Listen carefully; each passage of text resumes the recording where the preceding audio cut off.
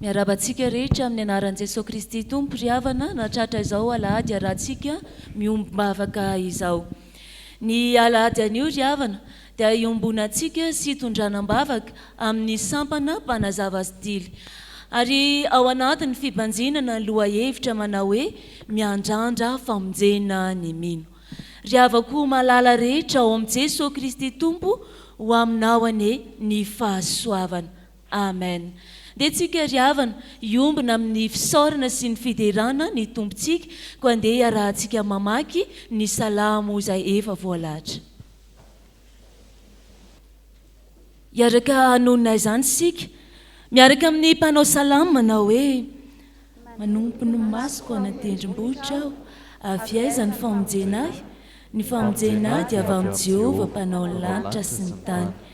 Tsy mba havelany angozozo anie ny tongotrao, tsy ho rendrena anie ny mpiaro anao, indro tsy matorina rendrena ny mpiaron' Israely. Jehovah ny mpiaro anao, Jehovah ny fialofana amin'ny ankavananao. Ny masoandro sy mba hamely anao noho ny andro, na ny volana noho ny alina.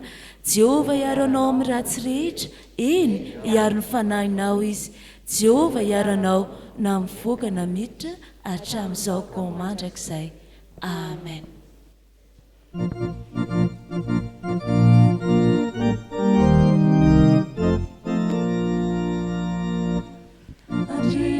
Mario engelihuni naitra itamisi lalitra mamelajani lazana iasana retrae ifamonzena leibe mitaridalana naiderani anarana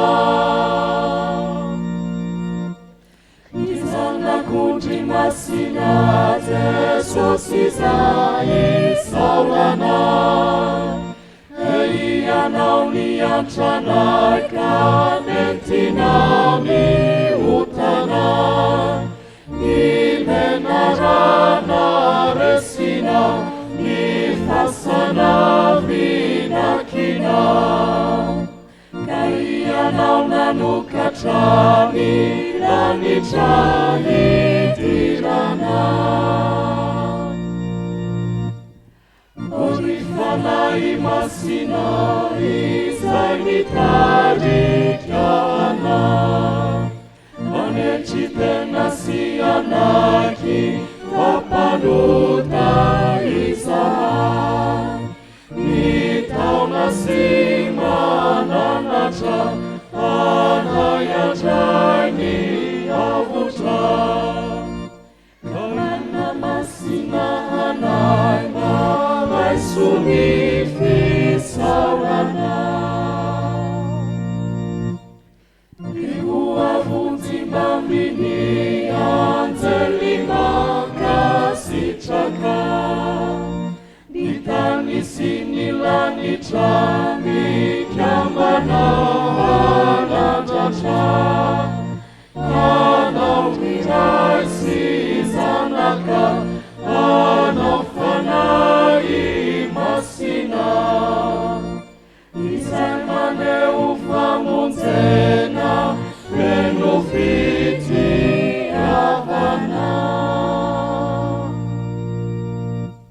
Iomina mivavaka sika ry havana. Isaorany ianao ry Andriamanitra rainay, fantsinjo anay any an-danitra fonenanao ianao. Ianao dia tsy namela ny tongotray angozozo, fa tsapanay ny herinao lehibe, mampijoro anay mandrakariva. Isaoranay ianao ny soa seseheno izay noraisinay taminao. Avy aminao ny famonjena, avy aminao ny fanavotana, ary izao rehetra izao sy izay rehetra eo aminy dia ianao Andriamanitra ny tompo marika any amin'izany.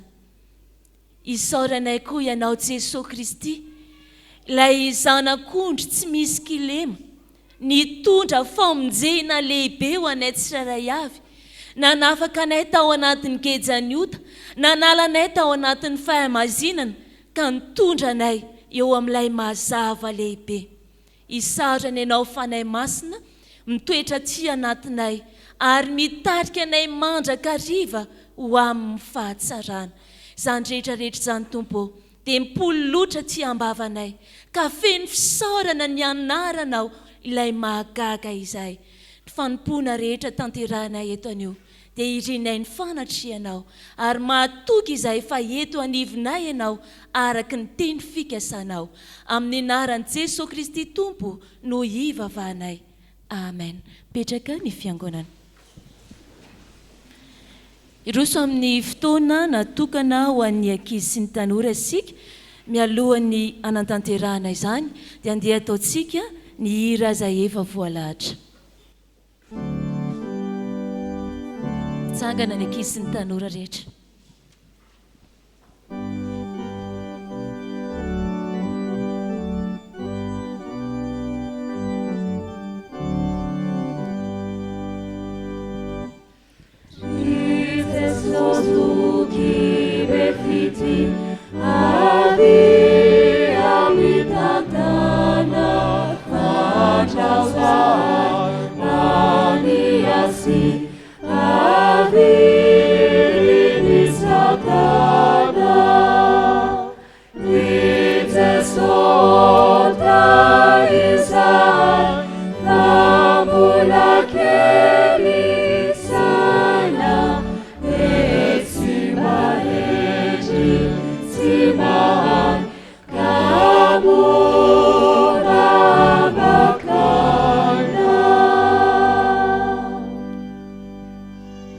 Hiombona mivavaka isika. Andriamanitro mampianaranay anio araka ny teninao. Amin'ny anaran'i Jesosy. Amen. Petraka ianareo. Ny soratra masina angalantsika hafatra ho an'ny ankizy sy ny tanora androany dia arak'izay hitantsika ao amin'ny bokin'ny Asan'ny Apôstôly. Asan'ny Apôstôly toko 7 ny 9 tapany voalohany.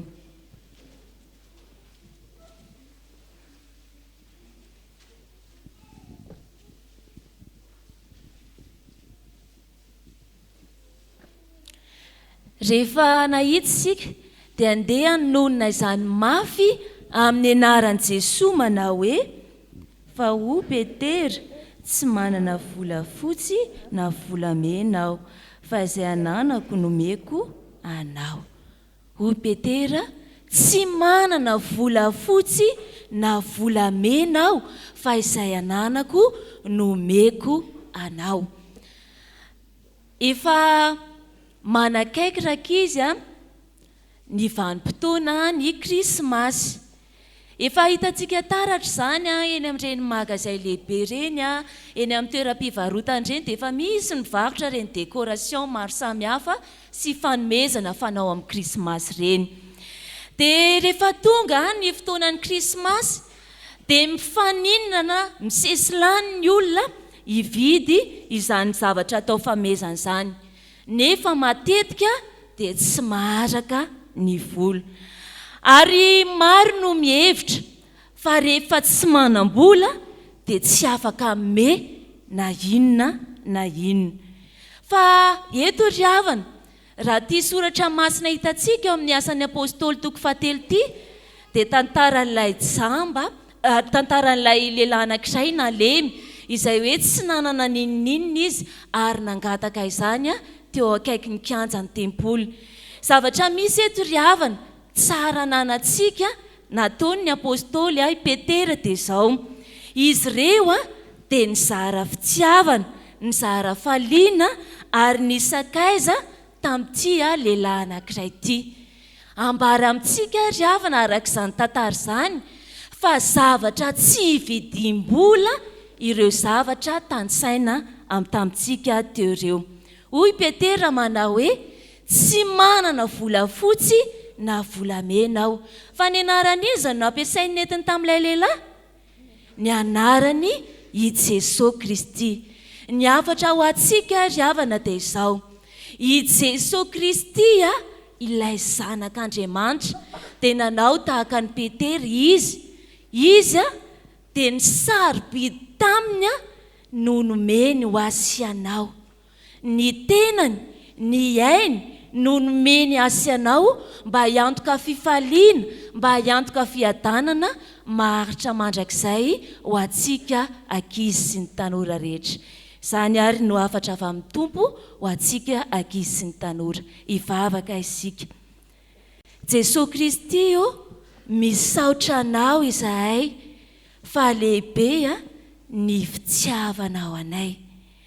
Ary sitriny izany dia atolotrainy fonay ny momba anay rehetra mba ho anao, ary vonina ihany koa izay hizara amin'ny namanay ny anaranao Jesosy Kristy, ko amin'ny anaranao no ivavahanay. Amen. Tonga eo amin'ny fotoana ny tenin'Andriamanitra sika ry havana, hitsangana sika hanao ny hira izay efa voalahatra.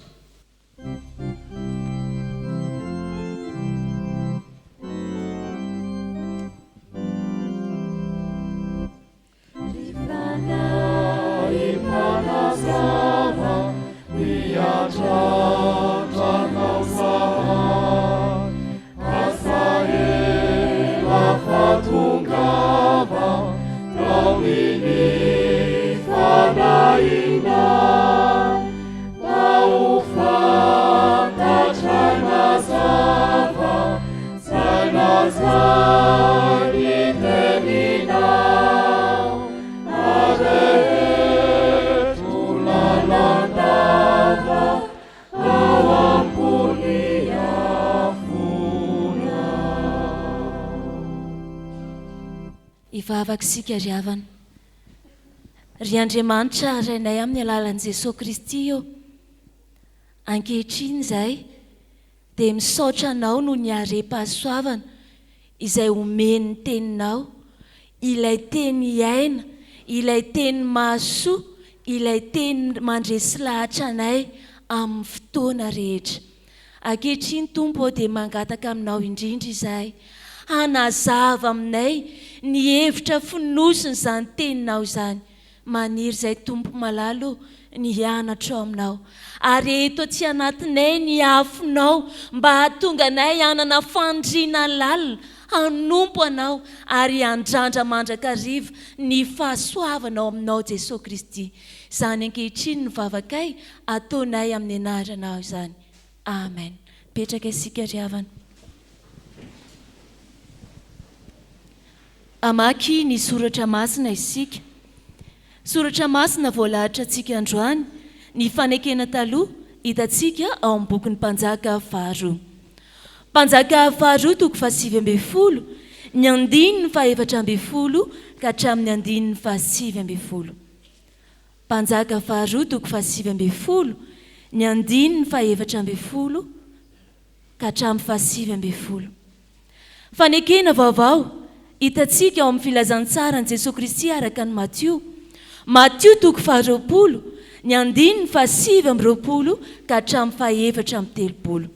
Matthieu toko 20, ny 7:20 ka hatramin'ny 7:30. Ho tohizan'izany ao amin'ny boky ny asan'ny apôstôly toko 7, ny 1 ka hatramin'ny 9. Rehefa hita izany dia hovakitsika amin'ny anaran'i Jesosy Kristy manao hoe: dia noraisin'i Ezekia tamin'ny tanan'iraka ny taratasy ka novakiny, dia niakatra nakao an-tran'i Jehovah izy ka namelatra iny teo anatrehan'i Jehovah. Ary Ezekia nivavaka teo anatrehan'i Jehovah nanao hoe: ry Jehovah Andriamanitry ny Israely izay mipetraka amin'ny kerobima, ianao dia ianao irery ihany no Andriamanitry ny fanjakana rehetra ambonin'ny tany. Fa ianao no nanao ny lanitra sy ny tany, atongolany ny sofinao Jehovah ka miano, airato ny masonao Jehovah ka mijere, ary mandrenesa ny tenin'ny Sankeriba izay nampitondraina iaika n'Andriamanitra velona. Jehovah, marina ihany tokoa fa ireo mpanjaka ny Aseria dia efa nandrava ny jentilisa sy ny tany, ary efa nanary ny Andriamanitra tao anaty afo, satria tsy Andriamanitra ireny fa asantanan'ny olona ihany, dia azo vato ka dia azo niosim-baina. Ko ankehitriny Jehovah Andriamanitra mitaraina aminao aho, vonjeo izahay amin'ny tanany, mba hahafantarany fanjakana rehetra amboniny tany, fa ianao dia ianao irery ihany Jehovah no Andriamanitra. Ary raha niala tao Jeriko izy, dia nisy vahoaka betsaka nanaraka an Jesosy. Ary indreo nisy jamba roa lahy nipetraka teo amoron-dalana. Ary nondreny fa Jesosy nandalo, dia niantso izy ka nanao hoe, mamindra-fo aminay ry Tompo zanaky Davida. Ary ny vahoaka ny teny mafy azy mba hangina, fa vao maika niantsoantso izy ka nanao hoe, mamindra-fo aminay ry Tompo zanaky Davida. Ary Jesosy nijanona, dia niantso azy ka nanao hoe, inona no tianareo ataoko aminareo? Hoy izy taminy, Tompoko, ny mba hampahiratana ny masonay. Ary Jesosy dia onena azy ka nanindry ny masony, ary nahiratra niaraka tamin'izay izy, dia nanaraka an Jesosy. Ary Petera sy Jaona niakatra eo an-kianjan'ny tempoly tamin'ny ora 7 ny fotoam-pivavahana. Ary nisy nitondra lehilahy malemy tongotra hatrany an-kibon-dreniny, izay napetra isan'andro teo anoloan'ny vavahadin'ny tempoly, ilay atao hoe tsara endrika, mba hangataka amin'ny fiantrana amin'izay niditra teo an-kianjan'ny tempoly. No nahita ny Petera sy Jaona efa niditra teo an-kianjan'ny tempoly izy, dia nangataka mba omena fiantrana. Ary Petera sy Jaona nibanjina azy ka nanao hoe, mijere anay. Dia nibanjina azy roa lahy tsara izy, fa nanantena azy zavatra taminy. Fa ho Petera, tsy manana volafotsy na volamena aho, fa izay ananako nomeko anao, amin'ny anaran'i Jesosy Kristy avy Nazareta, mitsangatsangana. Ary niraisiny tamin'ny tanany ankavanana lehilahy ka natsangany. Dia natanjaka niaraka tamin'izay ny tongony sy ny kitrokeliny, ary niady sambotra izy ka nijoro, dia nitsangatsangana ary niara-niditra taminy teo an-kianjan'ny tempoly, nitsangatsangana sy niady sambotsambotra sady nidera an'Andriamanitra. Amen.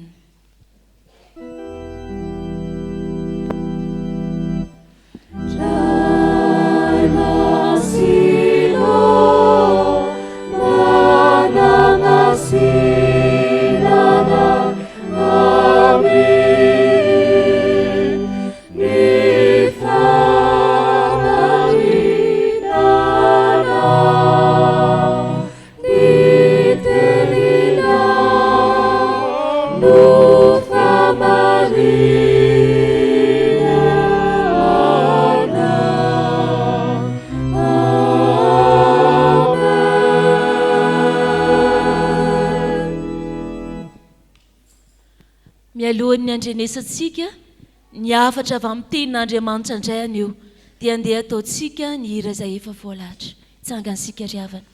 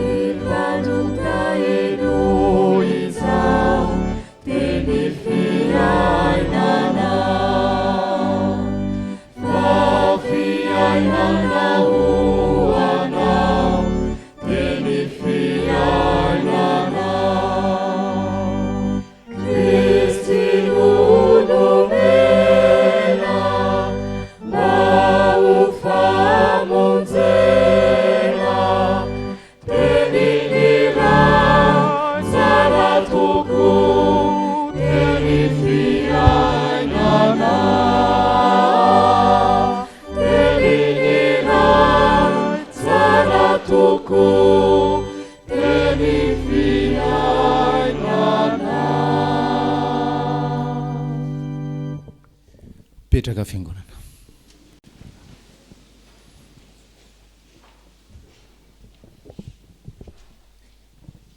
Miarahaba ny fiangonana pastera manao hoe nitsangana tamin'ny maty Kristy, dia mamaly fiangonana manao hoe amen. Favakisika. Amin'ny fofeno hafaliana no hideranay fiangonana anao ray zanaka fanamasino, fa noho ny fahasoavanao dia afaka amin'ny toetra ato ny fiangonanao zahay amin'izao maraina izao. Fahasoavana no anton'izany. Fahasoavana ny tomanao anay maro be tahaka izao amin'izao maraina izao.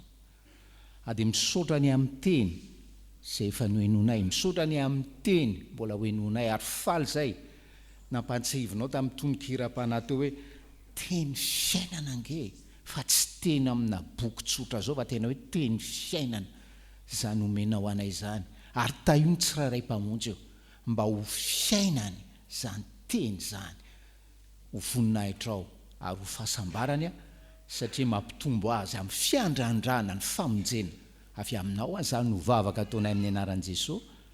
Amen. Ao amin'ny boky ny Asan'ny Apôstôly. Asan'ny Apôstôly toko 7.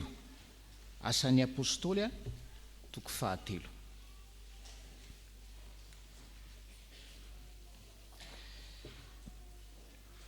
Tantarana lehilahy nalemy tongotra efa hatrany ekibondreniny. Dia araka ny mahazatra azy isan'andro dia nankeo an-tempoly izy amin'ny ora 5. Amin'ny ora 5. Amin'ny ora 5 zany no mitranga zao tantara zao. Dia le afatra ho antsika fiangonana ry havana azo lazaina tahaka izao hoe andrandrao Jesosy amin'ny ora 5. Andrandrao Jesosy amin'ny ora 5. Le 5 io raha amin'ny baiboly ny ora voalohany amin'ny 9 maraina, zany hoe ny ora 5 amin'ny 3 ora tolakandro. Fa zay le titre le toriteny hoe andrandrao Jesosy amin'ny ora 5. Fahamarinana voalohany ho antsika fiangonana amin'izao maraina izao dia hoe andrandrao Jesosy rehefa makaty am-piangonana ianao. Andrandrao Jesosy rehefa makaty am-piangonana ianao. Mety mahagaga ihany zany fa mazava be zany fahamarinana zany. Andrandrao Jesosy, antenao Jesosy, andrandrao iona amin'ny Jesosy rehefa makaty am-piangonana ianao. Ty lehilahy ty efa 10 taona mahery eo nalemy hatrany ekibondreniny, ary azo lazaina hoe tena hoe tragédie ny fiainan'ity lehilahy ty. Nalemy izy hatramin'ny fahazazany tsy mba niarany lalao tamin'ny ankizy namany, tsy afaka mihazakazaka tahaka ny ankizy namany, milehibe izy tsy autonome, tsy mahavita tena, tsy maintsy bataina, tsy afaka miasa, tsy afaka mamely tena. Ary fanampin'le tragédie mpangataka no efarany. Zay le tragédie. Fa inona ny tena tragédie amin'ity lehilahy ty? Tonga makany amin'ny tempoly izy tsy mitady an Jesosy. Dia jerentsika Asan'ny Apôstôly toko 7. Ny andininy 5 ry havana sy 9 ny anaran'i Jesosy raha antsika mamaky. Dia nibanjina azy rao lahy tsara izy fa natena azo zavatra taminy. Fa hoy Petera, tsy manana vola fotsy na volamena aho, fa zay ananako no omeko anao amin'ny anaran'i Jesosy Kristy avy any Nazareta, mitsangatsangana. Ty lehilahy ty nakany am-piangonana nanantena azo fiantrana. Ty lehilahy ty nakany am-piangonana nanantena azo vola kely. Tsy niandrandran Jesosy izy ry havana. Ary possible maro amintsika tonga ty am-piangonana tsy miandrandra an Jesosy fa bodan'ny fiainana ny lohany. Ty lehilahy ty nge zao rehefa jereny mangataka izy, tsy any an-tsena izy mangataka, tsy any an-dalambe izy mangataka, fa any am-piangonana izy mangataka, ao amin'ny tempoly izy mangataka. Ary antenainy hoe ao an-tempoly ny mpivavaka mety hoe malala tanana kokoa amin'ny mampivavaka azy.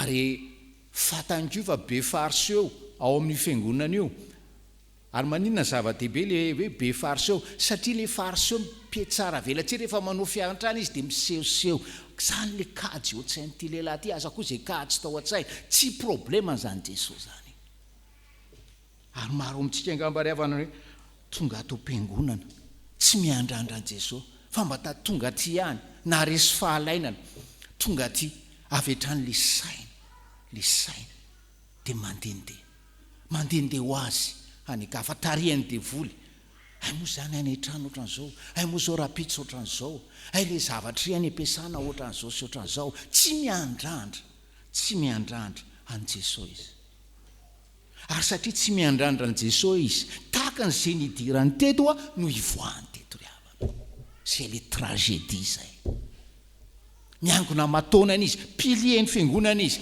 tragédie ny fiainana satria tsy miandrandra an Jesosy izy aty am-piangonana ry havana malalo ovay ny fomba fakanisanao aty am-piangonana ovay fomba fakanisanao aty am-piangonana rehefa maka aty am-piangonana ianao manomboka izao andrandrao Jesosy Kristy fa na inona motivation aty am-piangonana isaorany tompo zany tahaka ny amin'ity lehilahy na le mitongotra hatrany akibondreniny ity ary efa 70 taona mahery ty lehilahy ty tahaka nyty amin'ity lehilahy ty te hanomeanao mihoatra no zay tedavinao sirinao vola kely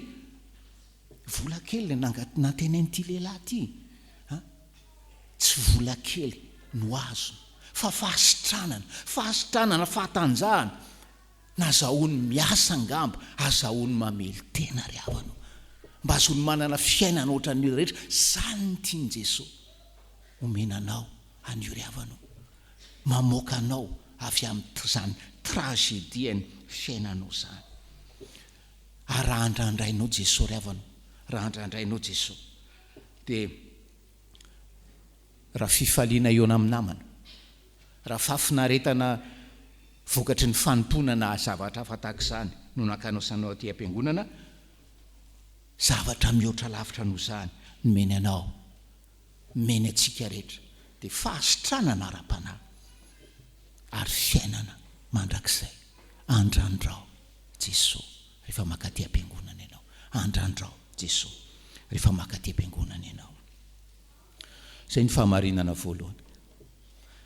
Fahamarinana faharoa dia milaza andraikitra apetraky ny tompo amintsika fiangonana zay fa manana an Jesosy tahaka ny Petera afaka miteny hoe tsy manana volamena tsy manana volafotsy fa Jesosy no atolotra anao. Le fahamarinana faharoa dia zao hoe raiso ny tanany namanao dia ento ao am Jesosy izy. Raiso namany tananao dia ento ao am Jesosy izy. Mitedava tanana ho raisina, mitedava tanana ho entina any am Jesosy. Zay le fahamarinana faharoa. Jerentsika ny andininy fahafitoavana amin'ny asan'ny apôstôly toko fahatelo tao amin'ny anaran'i Jesosy, ary noraisiny tamin'ny tanany ankavanany raha lehilahy ka natsangany dia natanjaka niaraka tamin'izay ny tongony sy ny kitrokeliny. Inona ny andraikitra, inona ny zavatra ataon'ny apôstôly eto? Noraisiny tamin'ny tanany ankavanana raha lehilahy, noraisiny tamin'ny tanany ankavanana raha lehilahy. Inona ny zavatra andraka? Zay no azony atao, zay no azoko atao, zay no azontsika rehetra atao. Tedava olona azo raisina amin'ny tanana ankavanana. Zay le izy ry havana. Fa inona nataon'i Jesosy? Jesosy nampatanjaka azy, nampatanjaka ny tongony, nampatanjaka ny kitrokely. Tedava olona ho raisina amin'ny tanana ankavanana ka entina ao am Jesosy ry havanao. Raha manana an Jesosy marina ianao, raha feno fanamasina marina ianao. Mahavarina le fanamarina hoe ty tantara ty dia hoe eo amina vavahady atsoina hoe eo amin'ny andiny faharoa no hitana izany hoe hitsara endrika hitsara endrika zay le izy. De ny mpandinika de milaza hoe vavahady tena ngeza be zany vavahady zany, impressionnant le vavahady. En plus le haingon'le vavahady, le décoration misy bronze tsara tare fa mbola miravaka volamena, impressionnant. Ary tena marina mihitsy le hitsara endrika. Ary rehefa tarafy masoandro ny le volamena de tena hoe mamirapiratra.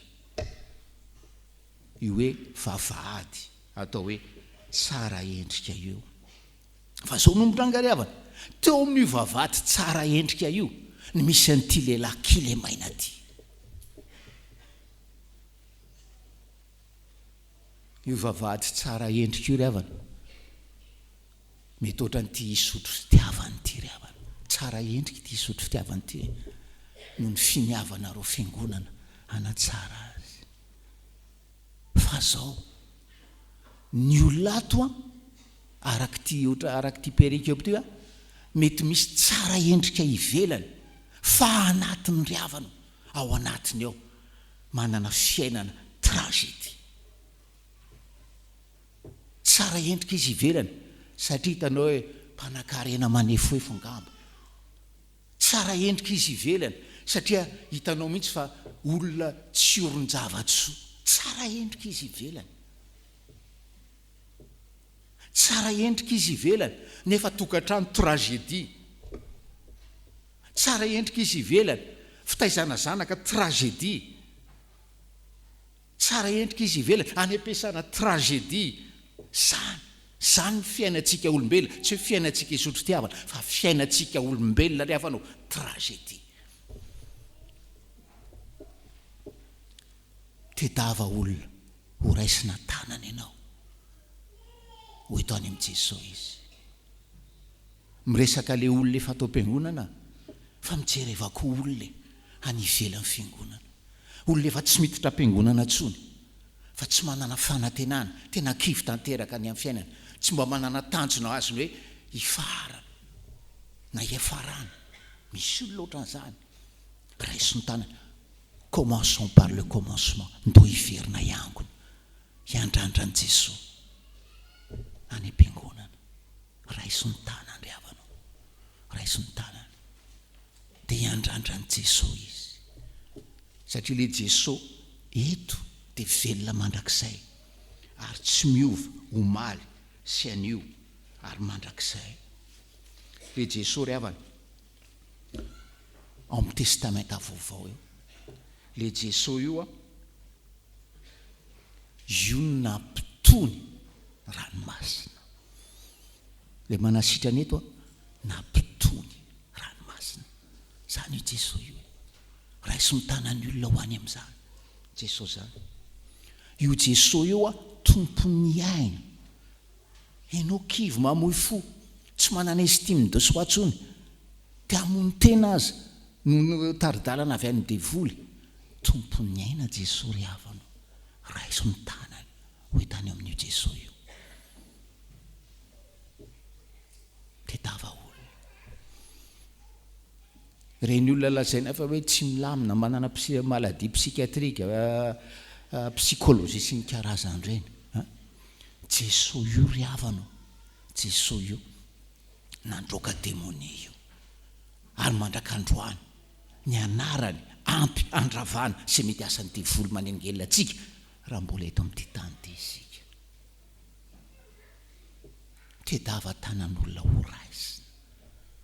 Raha fantatrao Jesosy, raha fantatrao ny anaran'i Jesosy, raha feno fanamasina ianao, fanamasina iangavio, hitalahoy, angatao hoe iza amin'ireto olona be dehibe ato isotro reto, iza amin'ireo olona be dehibe any ampianarana, any ampiasanareo, iza ny tianao ho raisiko tanana fa tsy ary ho raisiko tanana daholo akory izy ireo. Ary za tsy tia hoe andraindray tanana foana, fa tiako fanamasina no miteny amiko hoe iry raisinao tanana, fa tsy tia ho tahaka ny tenin'ny Paoly hoe tahaka ny mamely rivotra fa manao kapobatana.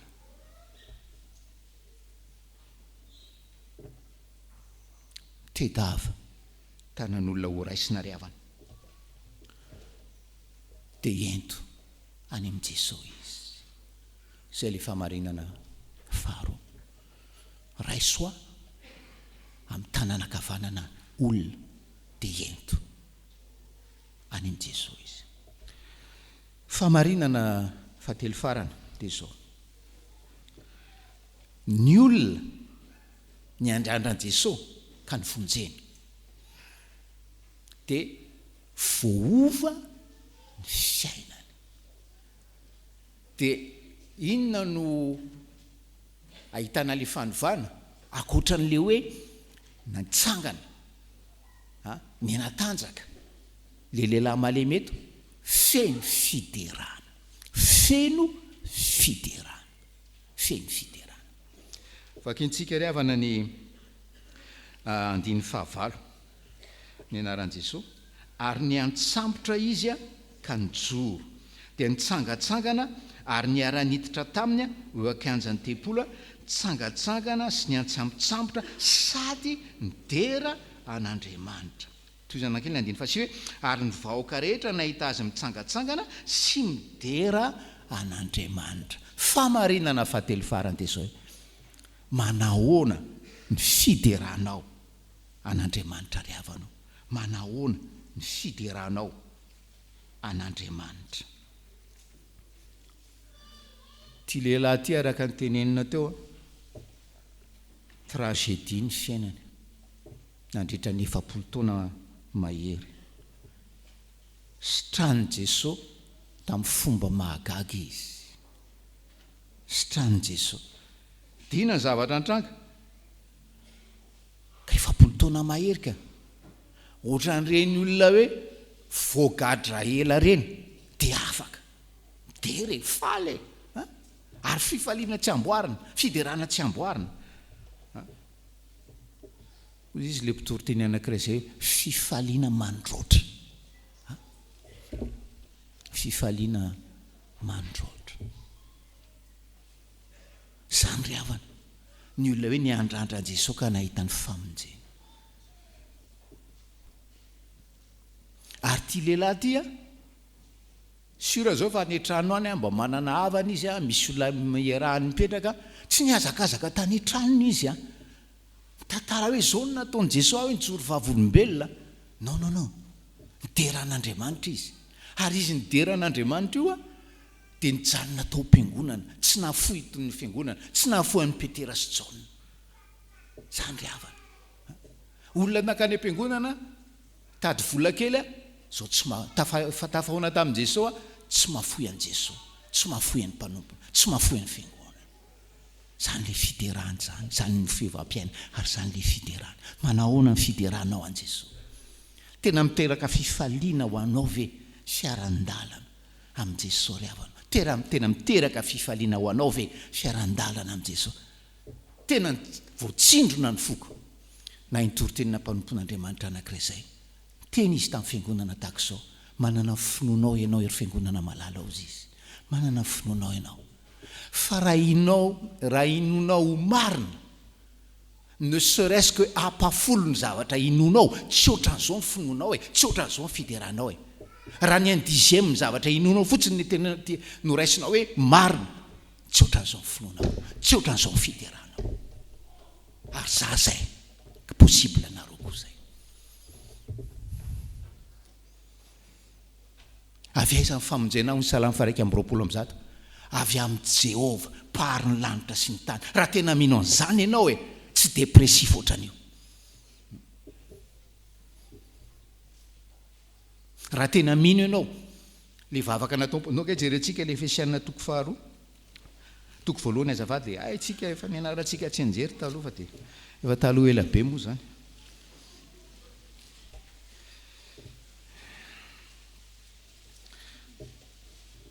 Efesianina 2:7 ndenge raha antsika mamaky amin'ny anaran'i Jesosy. Ary ny fioaran'ny alehiben'ny heriny ho antsika zay mino araka ny fiasan'ny heriny faherezana.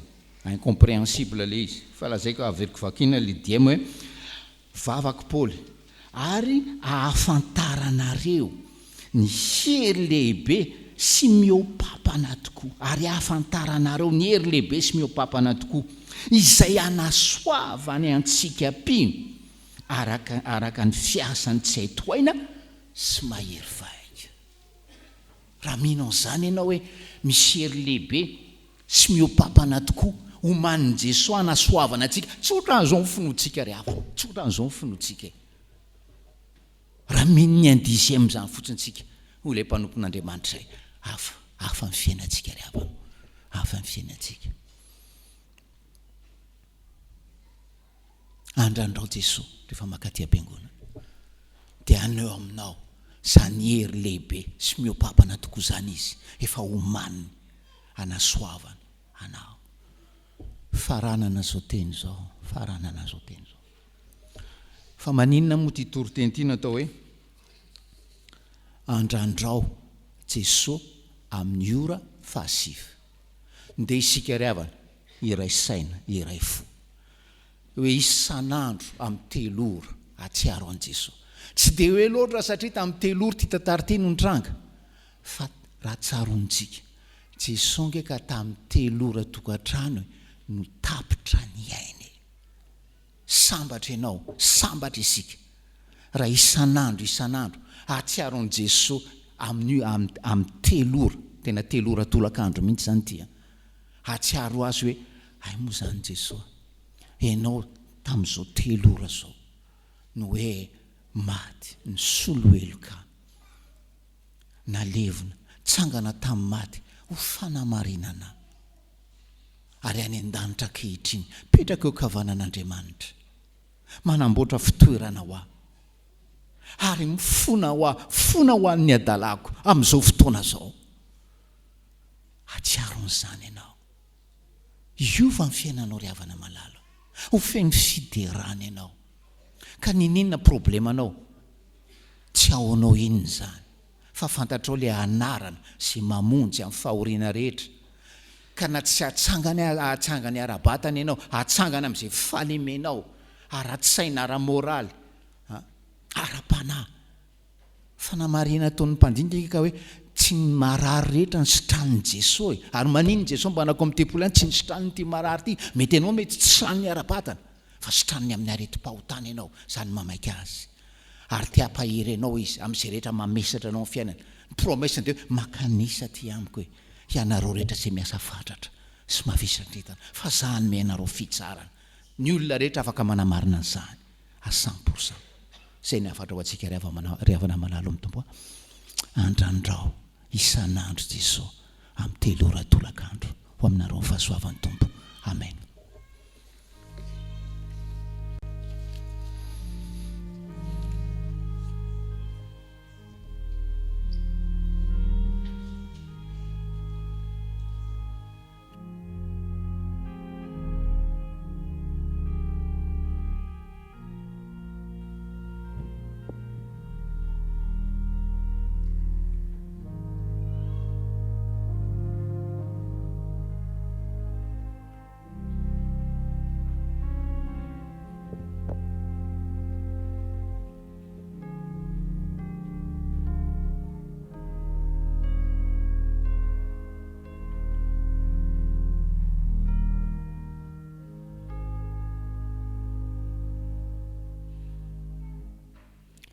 Manoloana izany sitrapon'Andriamanitra izany ry havana dia mahatsiaro tsy tanteraka ihany tsika.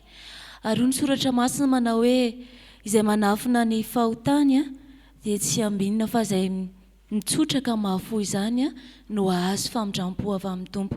Ko andeha ary sika nantona ny tompo amin'ny alalan'izao vavaka fifonana sy fiekena izao. Vavaka sika ry havana. Jesosy malalo ao ankehitriny izay dia manantona anao amin'ny fanetretena. Manantona anao izay satria fantatray fa aminao irery ihany no misy famonjeny. Saotra ny amin'ny fitiavanao maharitra mandrakizay, ary misaotra noho ianao izay misahirana mandrakariva aminay tsirairay avy ka mikendry izay ahasoanay.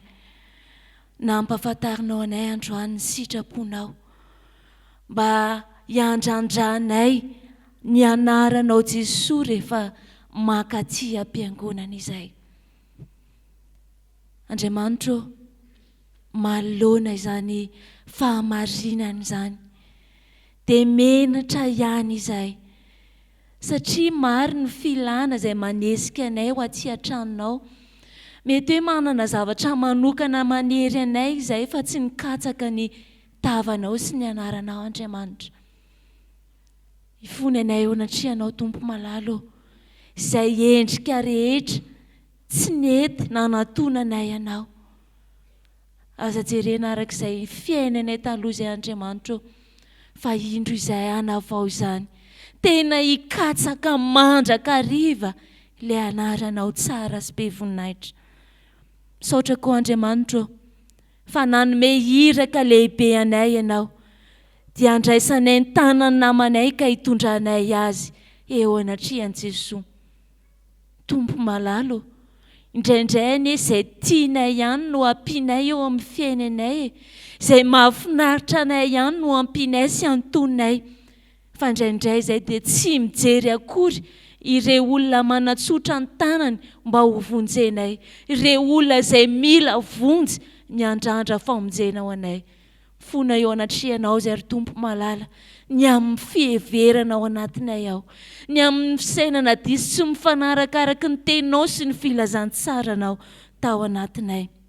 Misaotra koa, Tompo, ny amin'izay fahamarinana nomena ao anay, fa ny olona izay miandrandra an' Jesosy dia voaova ny fiainany feno fiderana. Matetika, Tompo, indraindray variana ihany izay. Rehefa ao anatin'ny hafaliany, rehefa ao anatin'ny fahasoavana izay na mahita fifaliana, dia ny manao fety na manao zavatra miaraka amin'ny namanay ny ataonay. Fa ny fisaorana sy ny fiankohofana nanao Jehovah Andriamanitra sy Jesosy Kristy ilay loharantsoa, tsy vitanay izany, mbola tsy lolarana eo amin'ny fiainanay izany. Mamindra-fo aminay, Tompo malala, aza jerena arak'izany momba anay izany tsony taloha izay, fa avaozy izay. Ary indreto izay ankehitriny miaiky fa tsy tanteraka eo anatrihanao ny amin'izany fisainanay izany. Tompo malalo, mamindra-fo anay ary avelao ny elokay. Iriana indrindra, Tompo, ny fanavaozana avy aminao. Koa miandrandra izay, Tompo, ianao ilay zanak'ondry tsy misy kilema, ilay niaritra ny mafy indrindra ho anay, mba hizara izany famonjen-dehibe ho anay tsirairay avy izany. Koa amin'ny anaran'i Jesosy Kristy, Tompo, no anaovanay izany vavaka izany. Amen. Andesika ry havana namafy ny fofonantsika amin'ny hira izay efa voalahatra.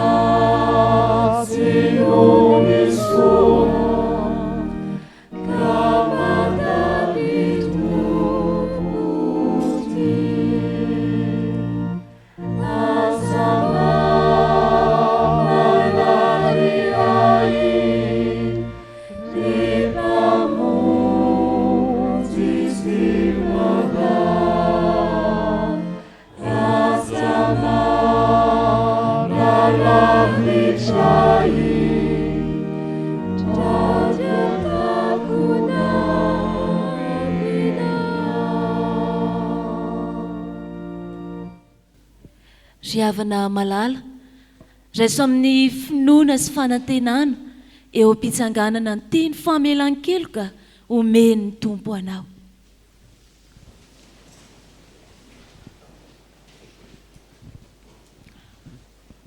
Hoy ny soratra masina, raha miveriny ianao dia ho raisiko indray. Fa efa tonga ny zanak'olona hitady sy hamonjy ny veriny. Ny fahotaniny sy ny elony tsy ho tsarovako intsony. Amen. ko ambarako amin'ny anaran'i Jesosy Kristy tompo ary havana fa voavelany elikao noho ny anarany masina mihiderany tomponao. Sambatra ny olona izay voavelany elo sy voasarona ny fahotany. Sambatra ny olona izay tsy Jehova elo ary tsy misy fitaka amin'ny fanahy. Amen. Ataontsika ry havana ny hira efa voalahatra.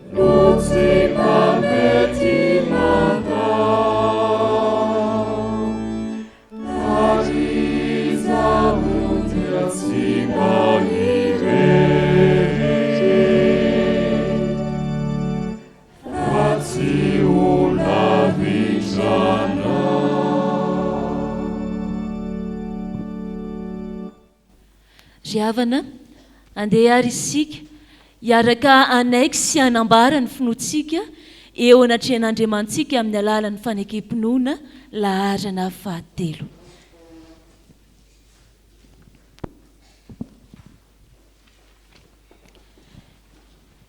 Hiaraka hanonona izany sika manao hoe Minan'Andriamanitra izay mpanao ny lanitra sy ny tany, Andriamanitra dia fanahy, Andriamanitra dia fitiavana, Andriamanitra dia manjakatra amin'ny taloha indrindra ka ho mandrakizay. Andriamanitra dia mampiseho ny fitiavany antsika, fa fombola mpanota isika dia maty hamonjy antsika Kristy. Mino an'i Jesosy Kristy zanahalahy tokony atontsika aho, tonga izy hitady sy hamonjy ny very. Izy ny lalana sy fahamarinana ary fiainana, izy dia tsy mihoamaly sy anio ary mandrakizay. Mino ny fanahy masina aho, izy manambara ny fanahintsika fa zanak'Andriamanitra isika. Fanahy iray ihany naovana-batisantsika rehetra ho tena iray. Ny fandraisena izay ento mandresy izao tontolo izao dia ny finoantsika, tombo ao ampitomboan'ny finoanay. Amen. Petraka ny fiangonana.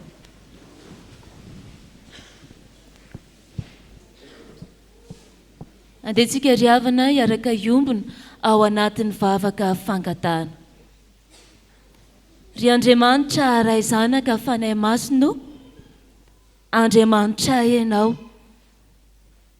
Mbola tsy niovy ianao hatramin'izay ka homandrakizay. Ary mbola miasa mandrakariva eo amin'ny fiainanay ianao ka maneho zava-mahagaga. Ary maneho ihany koa ianao ilay Andriamanitra mahery manova ny fiainanay tsirairay avy. Tompo malalo, raiso ny fahavononanay hanolo tena ho anao. Raiso izahay mba homendrika ilay filazantsara anao. Resy lahatra izay Tompo, fa asanao Jesosy Kristy voaforona tao aminao mba hanao asa tsara. Izany indrindra ankehitriny mampololotra ny etaeta tsy anatinay, hanavao ny fanoloran-tenanay, hoe anao izay raha mbola velona koa, anao izay andidinao anay izay raha mbola miaina koa. Mangataka indrindra izay Tompo ho aminay tsirairay avy reto, ianao no andamina ny fiainanay mba hazonay tena manana fotoana be dia be hanomponanao Andriamanitra, ary mba hanananay fotoana hivavahana aminao. Mangataka koa izay ankehitriny Tompo, ianao sy ny filazantsara izay nentinao dia mahasana ny lafim-piainanay manontolo. Ianao Tompo no angatahanay hijery anay ao anatin'izany, ny maha olona nofo anay.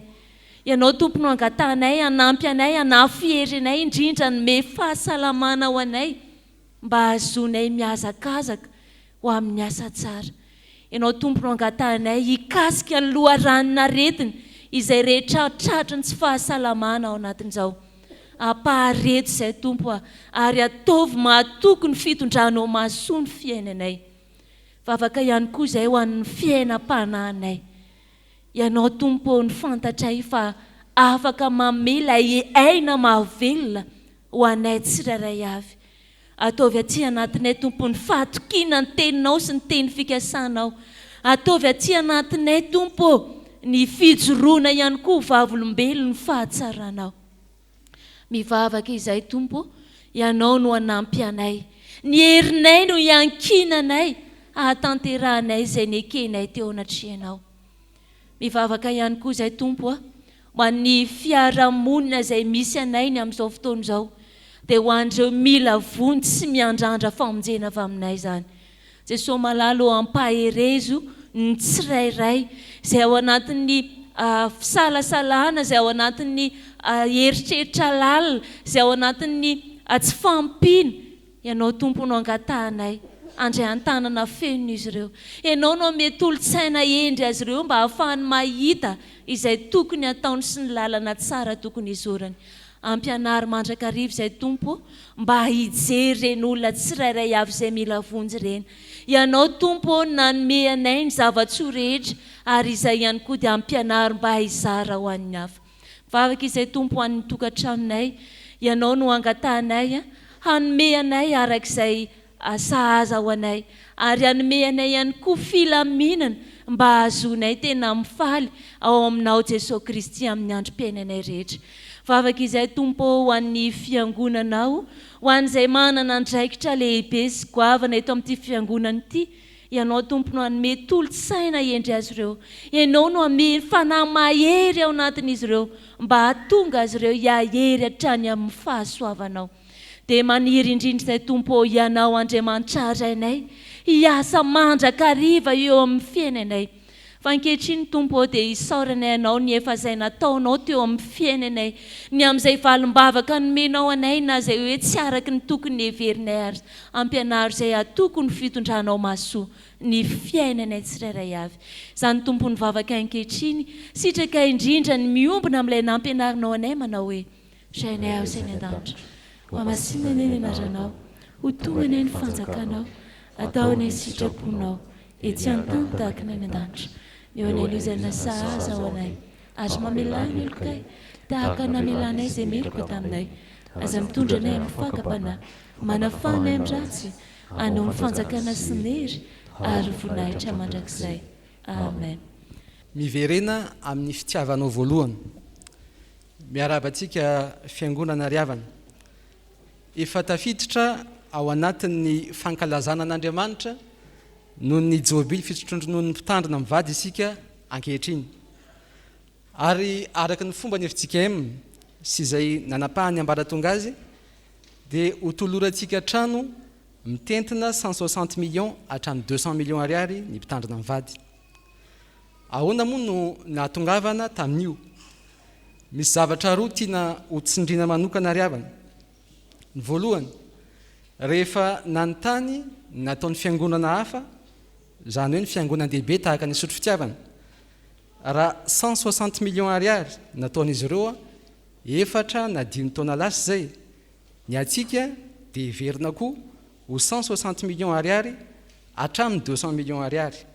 Izany hoe nijerena ihany izay mety ho fisonitra ny vidim-piainana. Faharoa dia zao, marina fa ao anaty krizy isika izao. Kanefa arak'izay nampatsiahivo ny pasteur ami filohan'ny Fjkm, raha niresaka momba ny kristianina tany Makedonia izy, fotoana vitsy lasa izay, dia hoy izy hoe ny amafy ny fahantrany no nampitombo ny hitsipony. Ny kristianina marina ihany hoy izy no mahay an'izany. Izany hoe miamahantra nefa miamalala tanana. Nofaranany taminy hoe mahereza tsara riavana, fa raha misy ny fahazotoana dia arak'izay ananany no ankasitrahana, fa tsy arak'izay tsy ananana. Koa mampatsiahy antsika fiangonana fa eo an-tokotanim-piangonana rehefa Alahady maraina na ao amin'ny sekretera-pandrarana fiangonana amin'ny andavanandro no azontsika naterana izay omentsika ho an'ny jobily fisotrondrono'ny mpitandrina mivady. Izay ny amin'ny tsangam-bato, fa ahoana kosa ny amin'ny fanahy ny fankalazana. Ny jobily dia iompana tanteraka amin'ny fijoroana vavolombelona. Iza no asaina mijoro vavolombelona? Isika rehetra izay nandray fahasoavana teto amin'ny fitandremana, na koa tany amin'ny ainao manjery samihafa izay nitondran'ny mpitandrina fampianarana. Ho fandaminana riavana dia manasa antsika rehetra te hijoro vavolombelona eo anatrehan'ny Tompo mandritra ny toam-pankalazana noho ny fahasoavana no raisitsika mba anatitra ny fijoroana vavolombelona ao amin'ny sekretera-pandrarana fiangonana, iangaviana isika mba anisy ny anarana sy ny laharana finday mety ahazona anareo ao anatin'ilay taratasy fijoroana vavolombelona ary atao anaty valopy mihidy. Dia ho an'Andriamanitra rery ihany ny voninahitra. Amen. Ny hira fa 4:10.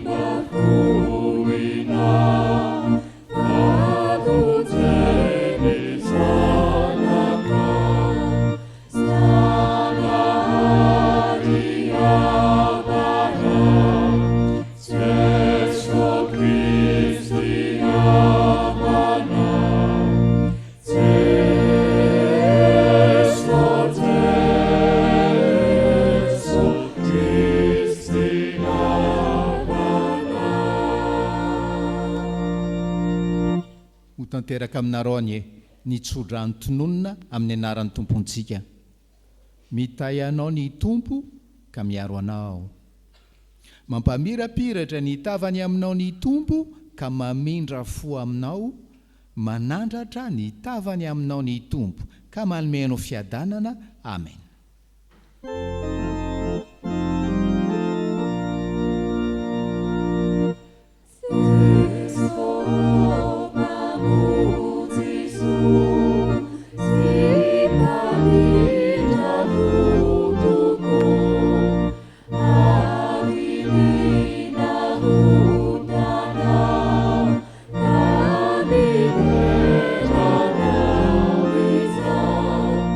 Sa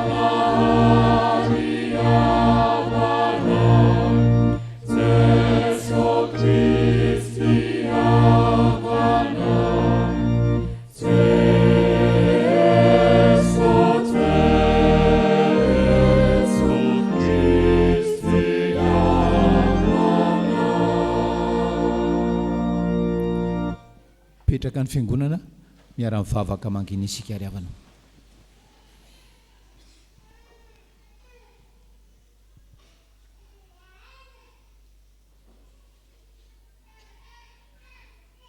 Ho an'Andriamanitra velona irery anie ny voninahitra amin'ny anaran'ny Ray sy ny Zanaka ary ny fanahy masina.